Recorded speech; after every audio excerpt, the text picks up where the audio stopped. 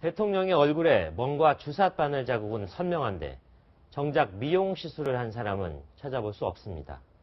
보다 못한 헌재가 박 대통령에게 시간 단위로 행적을 직접 밝히라고 요구했습니다.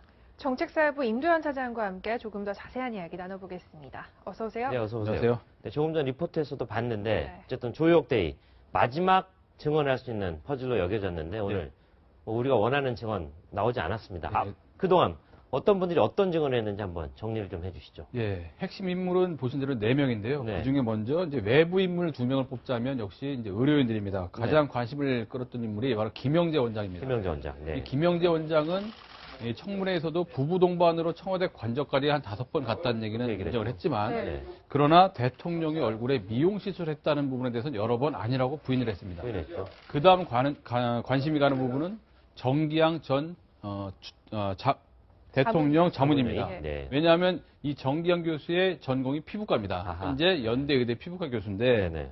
역시 3차 청문회에서 같은 질문이 나왔지만 자신은 피부 미용 시술은 하지 않았다 이렇게 주장을 했습니다. 김영재 원장과 같은 그렇습니다. 얘기죠. 네. 그다음에 화면에 보시는 것처럼 내부 인물이 2명 있는데 네. 우선 의무동 그 관저에서 가까운 곳에 있던 네. 신보라 대위, 네. 신보라 전 간호장교는 네.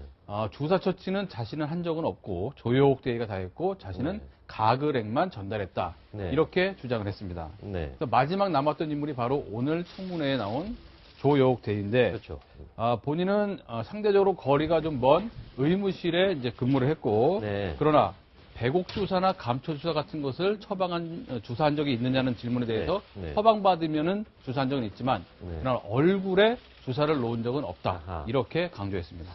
네. 그렇군요. 멍자국은 있는데 그럼 결국 아무도 안 했다고 한 건데요. 네. 혹시 이게 영원히 미궁으로 빠질 수도 있는 건가요, 그럼? 예, 그렇다면 과연 이 진실은 어떻게 밝혀질 것인가? 네. 이 세월호 7시간은 분명히 탄핵 사유와도 관련이 있고 따라서 특검에서도 조사를 할 부분입니다. 그렇죠. 네. 그렇다면 키맨은 추정해 본다면 한 3사람 정도로 추정할 수가 있을 텐데요. 3명의 중심 인물이요. 먼저 당사자인 박 대통령이겠죠. 그렇죠. 그러나 박 대통령은 아마 조사를 받더라도 직접 본인이 누구에게 언제 피부 미용 시술을 받았다라고 밝히기는 어려울 겁니다. 가장 확실하게 예. 밝힐 뿐인데 말하기는 어렵다. 이런. 그 다음은 역시 이 김영재 의원에도 136차례 가서 피부 미용 시술을 받았던 최순실. 최순실. 네. 최순실 씨가 가장 유력한데 아마 박 대통령에게 미용 시술을 소개해 준 사람도 최순실 씨일 가능성이 큽니다. 그렇죠. 그렇다면 누가 미용 시술을 했는지 잘 알 가능성이 큰데 그렇죠. 역시 지금까지는 모르쇠로 일관하고 있고 아직까지는 함구하고 또 있죠. 하나는 네. 역시 대통령이 여성이고 관저 생활을 이제 가족이 없이 하다 보니까 네. 개인 그 여성 비서가 있는 걸로 알려져 있는데 네. 이 관저 내에서 함께 생활했기 때문에 이 관저의 내실이나 또는 이런 곳에서 누군가 시술을 했던 것을 봤을 가능성이 있습니다. 네. 네. 따라서 이 사람도 키맨으로 생각이 들고요. 그러나 네. 이영선 윤 전 행정관 제2부속실 소속인데 네. 그러나 관저 내부의 내실 안에서의 시술까지는 못 봤기 때문에 아마 모른다라고 진술할 가능성이 큽니다. 네, 대통령이 아무래도 확실한 그런 키를 쥐고 있다고 보여지는데, 네. 자, 바로 7시간 그 행적과 관련해서도 헌재 굉장히 답답했던 모양입니다. 네. 대통령에게 직접 해명하세요. 이렇게 정중히 요청을 했는데, 뭐 종전에 청와대가 홈페이지에서 진실과 뭐 괴담 이런 데서 자세히 밝힌 것과 좀 차이가 있다죠. 그렇죠. 이 세월호 7시간 논란이 벌어지는 초기에 네.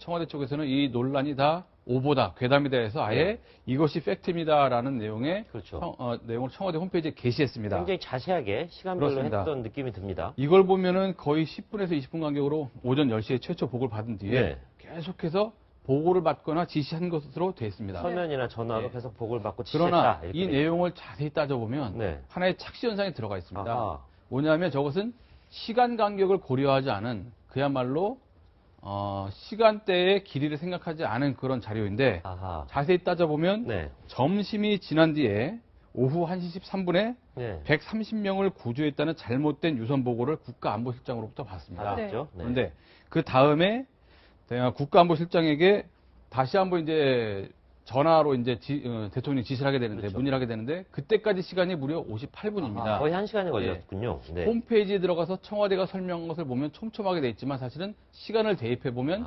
절대 대통령이 시시각각으로 지시나 보고받지 않았다는 것을 알 수 있습니다. 1시간 동안은 별 활동이 없었다. 이렇게 얘기할 수 있겠네요. 네. 네, 그럼 보고를 받고 나서 그걸 물어보는데도 거의 1시간이 걸렸다 이런 식으로 해석을 하면 될까요? 그렇습니다. 예. 네. 그래서 비슷한 상황은 예. 사실은 저거로 끝나는 게 아니라 한 번 더 있습니다. 이번에 상황이 더 심각한데 오후 3시 30분에 정무수석실로부터 이번엔 구조인원이 잘못됐다는 보고를 한번 받습니다. 네. 그런데 그 다음에 세월호 관련 보고를 받는 시각은 무려 5시 11분. 간격이 101분이나 됩니다. 아, 그렇군요. 1시간 41분입니다. 물론 그 사이에 화면에서 보시는 것처럼 한두 차례 보고가 있었는데 하나는 주한 일본대사 오찬 결과 보고입니다. 아하. 세월호와는 아무 상관이 없습니다. 네. 네. 그 다음에 수석 비서관 회의가 한번 있었는데 이것은 대통령이 주재하지 않고 비서실장이 주재했습니다. 일부러 촘촘하게 만들기 그렇습니다. 위해서 행사를 결국은 끼워 넣었다 이런 얘기가 그 사이에 되겠네요. 있는 두 차례 저희 행사는 대통령과는 아무 상관이 없었고요. 네. 네. 대통령이 지시를 받거나 보고를 받은 것은 101분, 1시간 41분의 간격이 있습니다. 네. 이것을 보면 최소한 두 차례 정도 상당히 급박했던 시간대에 골든타임을 놓쳤다고 볼 수가 있고 네. 일종의 착시 현상을 이용해서 이것이 마치 정말 사실인 것 마냥 팩트입니다라고 자료를 내놓은 것이고 네. 이 홈페이지에 들어가면 지금도 떠 있는데 네. 이 자료 맨 밑에 보면 청와대는 어디서든 보고를 받고 지시할 수 있는 시스템이다라고 설명이 되어 있습니다. 네. 그러나 이 설명이 궁색하게도 어디에서도 지시하지 않고 보고받지 않은 시간이 2번이나 있는 겁니다. 네. 어디에서나 보고받고 지시할 수 있다는 게 거꾸로 얘기하면 어디에서도 지시하거나 보고받지 않았다. 이런 논리가 됐다는 얘기로 들립니다. 그렇죠. 대통령의 행적을 파악하지 못하다 보니까 이런 일이 발생한 겁니다. 네. 임도현 차장의 세월호 진실 찾기 노력 계속돼야 될 것 같습니다. 지금까지 임도현 차장이었습니다. 수고했습니다. 감사합니다. 감사합니다.